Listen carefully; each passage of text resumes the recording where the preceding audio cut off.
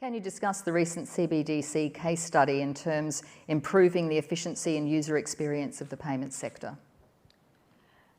So the recent project had a variety of use cases. One of my favourites actually was using CBDC to settle cattle auctions, which from my rural upbringing I found quite intriguing.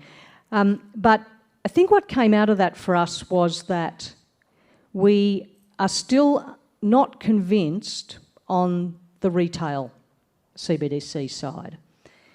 A lot of the very useful things that came out of the CBDC trial that we did, and it was quite unusual. It was a pilot, it was a real claim on the Reserve Bank. It wasn't just play money. And one of the things that came out of it was really that some of these wholesale cases, and particular cases where central bank digital currency could be used to settle assets, and this is why we're embarking upon this next step of looking at tokenised assets. If you tokenise assets, put them on the ledger, can you use a CBDC to make that a much more efficient process, a much more efficient settlement process, a much safer settlement process? So for me, the thing that came out of that particular experiment of all the case studies was that that's a sensible next direction in which to take this. I know other countries are looking at retail CBDC, and we'll continue to keep in touch with that, but that's probably not our main focus for the next little while. Here's a question we might tackle in the big debate as well. It's an interesting one. Do we need to start reflecting on the true cost of processing cash for businesses and therefore not represented as a fee-free option for customers, while always charging customers when they use their credit card when, you know, there's no other option really? Yeah.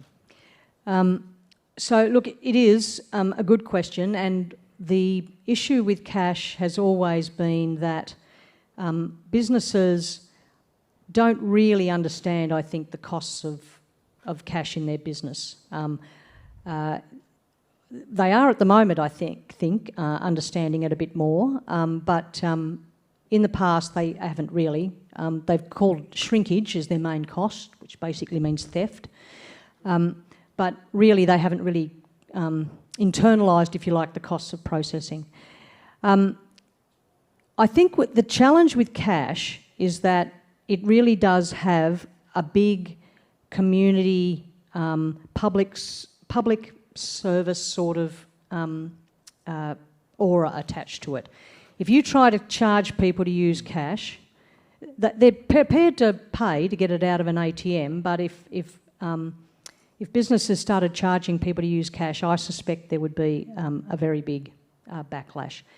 Having said that, it's also true that as economists, you want people to face the prices of using particular services that reflect the cost of those services. So at the moment, I think we're probably in a position where it's very difficult to actually enforce payment for cash, but it's going to end up, what's going to happen, and what does happen at the moment, is that the costs end up embedded in the costs of the financial institutions that are providing the services, and people don't face them. I think it'd be a very big challenge, though, to get people to face the costs of cash.